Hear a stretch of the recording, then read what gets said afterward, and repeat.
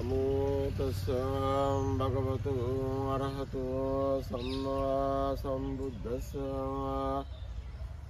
नमो तस्सै भगवतो अरहतो सम्मा सम्बुद्धस्सै। नमो तस्सै भगवतो अरहतो सम्मा सम्बुद्धस्सै। अनिच्चवत संकारा उपादावयधम्मिनो उपाजित्वा निरोधन्ते तेषां उपशमसुको। सब्बे सत्ता मरन्ति च मरींसु समरेश्वरे। तथैवहं मरीष्यामि नास्ति मे संशयोऽपि। সাধু সাধু সাধু। আজকে আমরা যেখানে দাঁড়িয়ে আছি পবিত্রতম জায়গা আমাদের সমস্তের যেতবন বিহার সংলগ্নে রাউজান থানার অধীনস্থ পশ্চিম আন্দারমানে জন্মজাত বিশিষ্ট শিক্ষাবিদ বাবু খাদ্য পরিদর্শক ছিল। খাদ্য পরিদর্শক অসিতি রঞ্জন বড়ুয়া তীর্থ পরিভ্রমণ করতে এসে এখানে তার জীবন অবসান হয় এবং এই যেতবন বিহারের সংলগ্নে ওনার শ্রদ্ধা অনুষ্ঠান এবং এখানেই সব শ্রদ্ধা অনুষ্ঠান করা হয়েছিল। আজকে অসিত রঞ্জন বড়ুয়ার সুসন্তান প্রকৌশলী বাবু রানা বড়ুয়া ওনার বাবাকে স্মরণ করার জন্য গতকাল ভিক্ষু সংঘের উপস্থিতি মহতি সঙ্গদান এবং আজকে এই শ্মশানে এসে আমরা আমাদের উপাসক অসিতি রঞ্জন বড়ুয়াকে পুণ্যদান করছি এবং নিঃসন্দেহে উনি একজন পুণ্যবান মানুষ। এই বৌদ্ধদের পবিত্র স্থান যেখানে মহাকারণের তথাগত বুদ্ধ 25 বছর এই বিহারে অবস্থান করেছেন এবং এই বিহারের পাশেই আমাদের অসিতবাবুর শ্রদ্ধা অনুষ্ঠান হয়েছে। নিঃসন্দেহে উনি একটা ভালো জায়গায় পুনর্জন্ম গ্রহণ করেছেন। আমার ভিক্ষু জীবনের যেই সমস্ত পুণ্যরাশি শীল সমাধি প্রজ্ঞা চর্চা করে যে পুণ্যরাশি সঞ্চয় করেছি সমস্ত পুণ্যরাশি আমাদের উপাসক প্রয়াত অসিত রঞ্জন বড়ুয়াকে দান করছি। উনি যেখানে জন্মগ্রহণ করুক, ভালো থাকুক, সুখে থাকুক, অন্তিমে নির্বাণ সাক্ষাৎ করুক, এই প্রত্যাশা রাখছি। সাধু সাধু সাধু।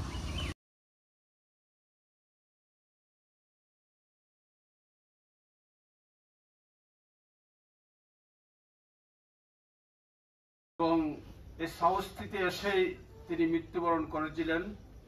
তো আমি এই মন্দিরে ছিলাম, ওনারা চীনা মন্দিরে ছিল তখন। ওনার নাম অসিতি। হ্যাঁ বলবো, তো ওখানে ছিল চীনা মন্দিরে। এখন যখন মৃত্যুবরণ করে তখন একটা আমরা বিপদের মধ্যে পড়ে যাই বাঙালি বৌদ্ধ তীর্থযাত্রীরা।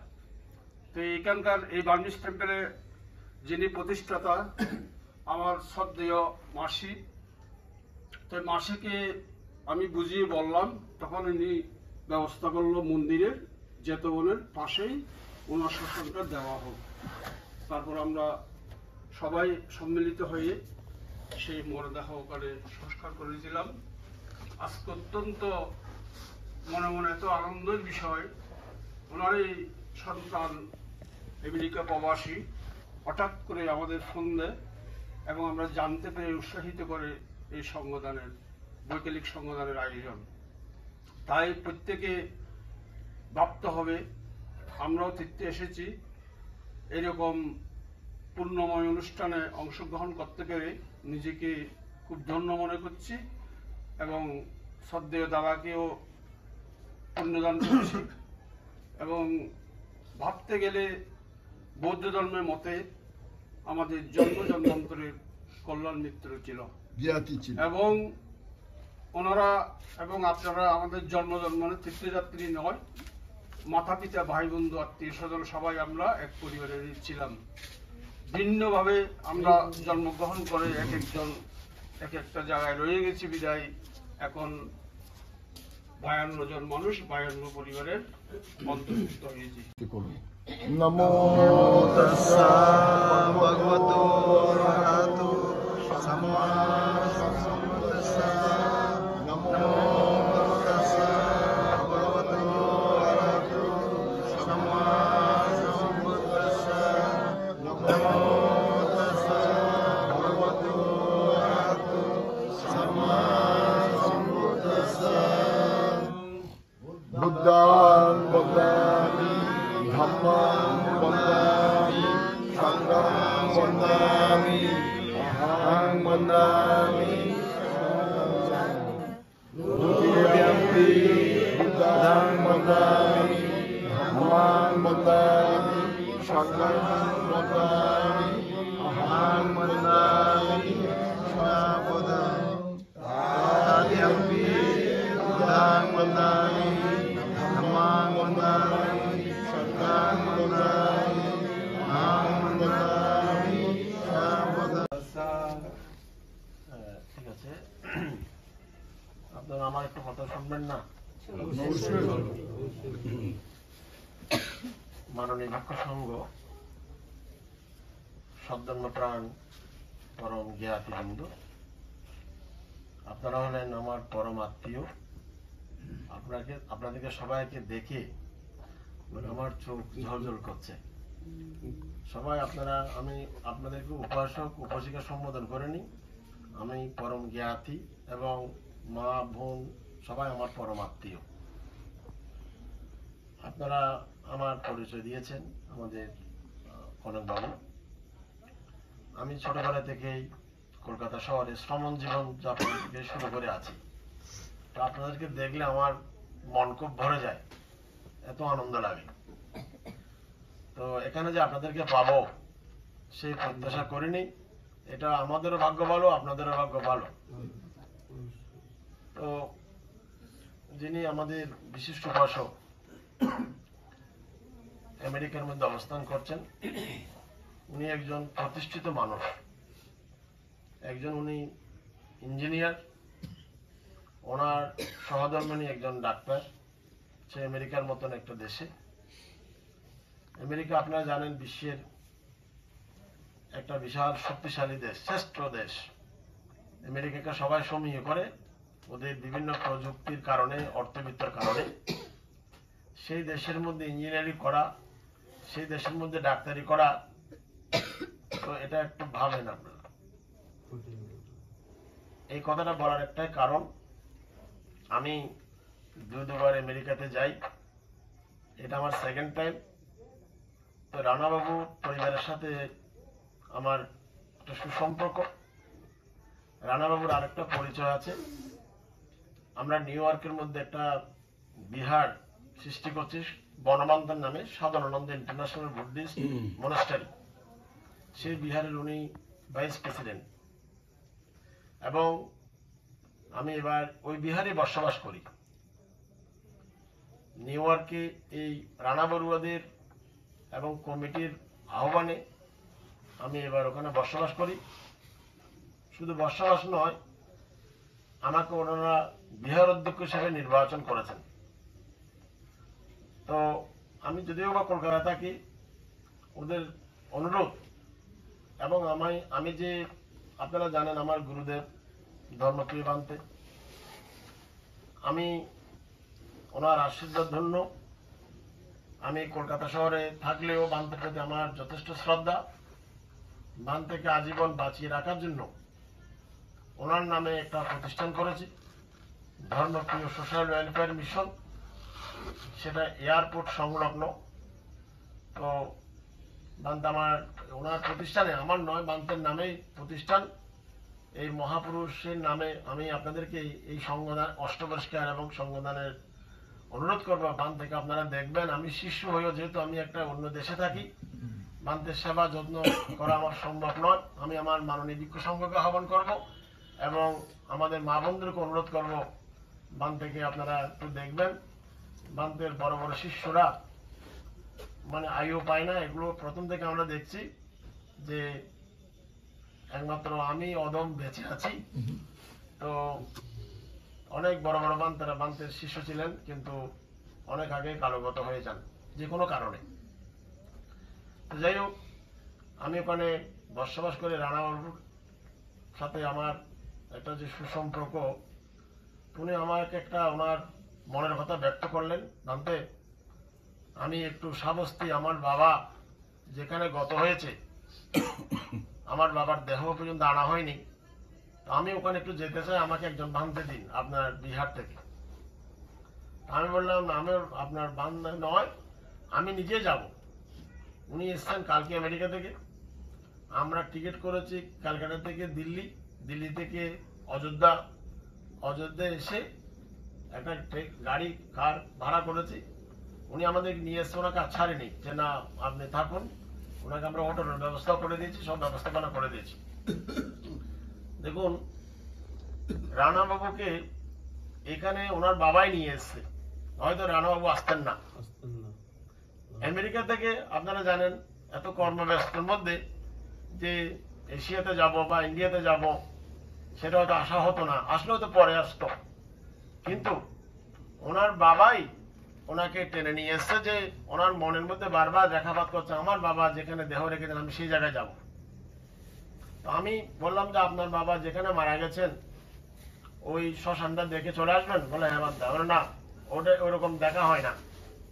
আমরা বান্ধেরা মানুষদেরকে, আপনাদেরকে বিভিন্ন দানে ধর্মে আমরা উৎসাহিত করার কাজ আমাদের। তো উনি আমাকে বলতে পারেন কি করতে হবে। আমি বললাম ওখানে গিয়ে একটা সংবিধান করতে হবে।